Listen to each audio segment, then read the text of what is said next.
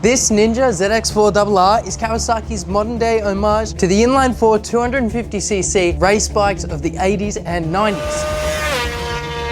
These days, emissions regulations make it almost impossible to get a small displacement motorbike that revs to 16,000. But that's what makes this bike special. Despite its small engine size, this bike is 100% a race bike. This thing's got a proper seating position, proper suspension, a lap timer, a quick shifter, meaning I don't even have to use the clutch, and an engine that redlines at 16,000. That's exactly why I wanted this bike. Quirky, fun, and unique. Only problem was, I thought these were worth a little bit more. I overpaid. Now that it's in the garage, it actually doesn't look too bad. But if my other projects have taught me anything, underneath these fairings where it's been hit could be hiding some damage that I haven't seen yet. If you're just finding the channel for the first time, we're rebuilding cars until we get a supercar.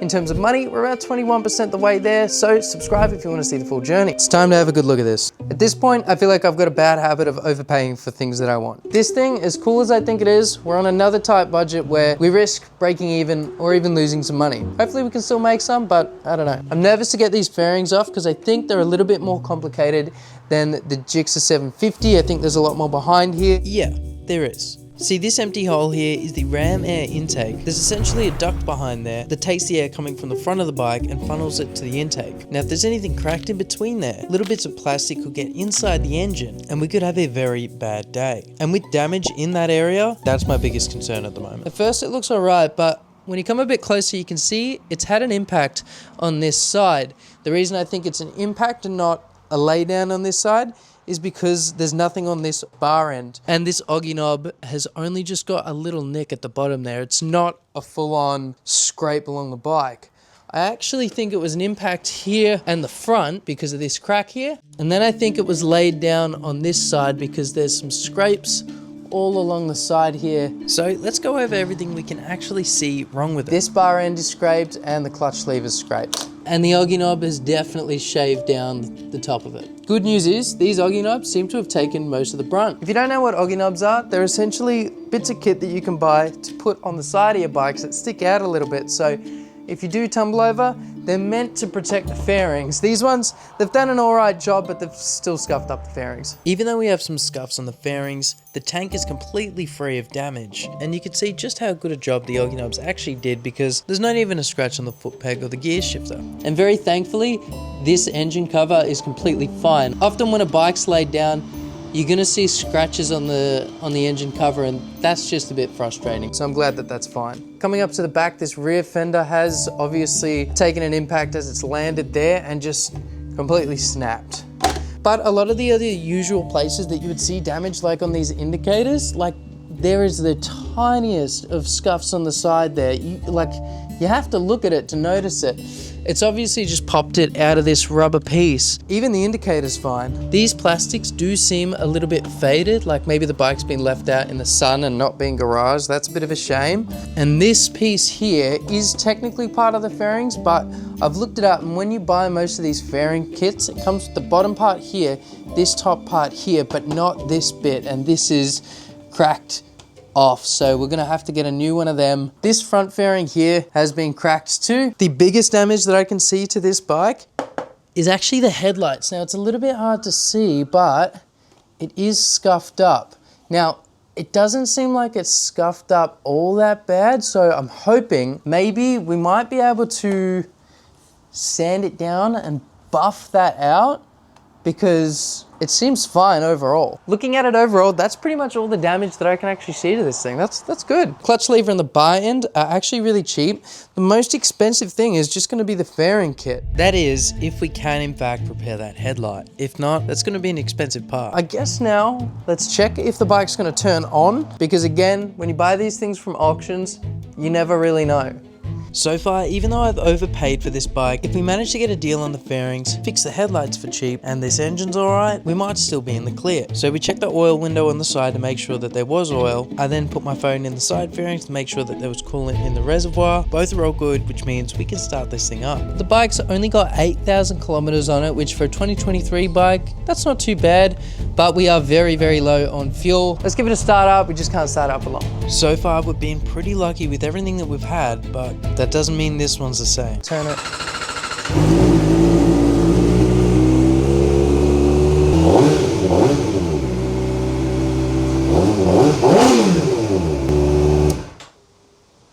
Sounds good. That's a really good sign. I'm happy with that. It's always good when they actually turn on. I guess the only thing left for it is to tear off these fairings and literally pray that there's no more damage underneath these things. And actually, as I've said that, I've just noticed something else. This indicator just here is not sitting in the right position. So I'm assuming that that's broken off from the inside of the fairing. But again, I don't know what else is under here. So as I'm punching it, I'm hoping that there's nothing else damaged under there. So interestingly, this was really easy to take off. It was literally one bolt at the bottom here, one snapped off bolt, two clips at the top, and this is that broken piece on the inside of the fairing. You can see how it joins the top and bottom part. And you can see just here on the inside of the fairing when the mounts for this indicator have snapped off. As for behind the actual fairing, everything looks good. The radiator's fine, the overflow's fine, engine cover's fine, and the exhaust is fine. So far, it's looking good. The other side took a slide and the impact didn't seem as bad, so I don't think that it's gonna be as bad as this side. Fingers crossed, because this side's fine. Let's get the rest off. So I went ahead and took off the rest of the side fairings, and I actually started thinking we might be able to make a bit of money off these. Even some of the fairings that have a fair bit of damage on them. Maybe somebody that tracks their bikes might want some cheap fairings so they're not worried about crashing them. Okay, so we're actually learning a little bit more. First of all, we actually might have a little bit of money here in a part. I don't know what these are worth, but this fairing specifically actually looks in pretty good shape. The only downside is on the top, it is just a little slightly bit scuffed, but I reckon we could get a couple $100 for this on eBay or Facebook Marketplace. Also, this bike is really dirty. There's just dirt and grime everywhere, especially down here. So I will end up giving this a very thorough clean just before we put the new fairings on.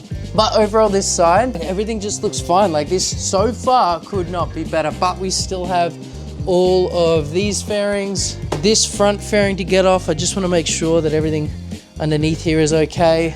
And this is the important bit, because underneath there is that ram air intake. Really, I probably should have checked this before I turned the bike on, but you live and you learn. This is another part of the fairings that is cracked a little bit, but looks pretty good. And after taking the other side off, got the other side off, and this one, it's in completely fine nick, so we could definitely sell this. We need it. The profit margins on this one are gonna be tight. So to have a couple little extra bits and pieces that we can hopefully scavenge some money from is just great. Taking this off also exposed that ram air intake, and I can't see any cracks on it, so that's great news. I undid this bolt for the headlight shroud and I just couldn't get it to line up, so I don't know if that's because it's bent or because the fairings are all cracked up. I think all I have to do now to get the rest of this off is just these bolts on the mirrors, and I think there's nothing else holding it in. I don't know, we'll find out. But I got to taking the mirrors off thinking that those were the only bolts that were holding this on. Oh, hang on. But then I realized something, and it's not good news. Found a little bit more damage, hang on. This might be a little bit hard to see, but this is the back of the headlight, and you can see the mounts just there and there are cracked. Yeah, this isn't good. Headlight for one of these things is pretty expensive, and I was going to clean up the scuff marks on the front of it. A bit more damage at the back here. It's not great, but let's get this thing off and have a good look at it. This is starting to look pretty bare. Can't show you over there. There's another project in this corner. If you want to check that out, follow my Instagram. I post a lot of behind the scenes and the builds before I put them on YouTube. Anyway, we've got the full front end off this motorbike. I found a little bit more damage, which isn't great, but like all things considered, it's probably not the worst thing. I'll show you. So first thing on the left side, if you have a look at this bracket, you can see it's straight 90-degree angles, but on this side, this has been pushed that way and the back part has been pushed that way, but we can fix that just with some pliers. The more annoying bit is actually the back side of these headlights. And this is where things went wrong. Flipping it over, on the left side here, you can see this is a locating tab. Below that, you can see where it bolts to the frame. On the other side, that locating tab is cracked off, and where you're meant to mount it is also cracked. Now at this point I'm thinking, yeah, that sucks, but we have used JB Weld before to plastic weld things back together, but as I started having a closer look at it, I realized there's some damage I can't fix. There's also quite a big crack down here.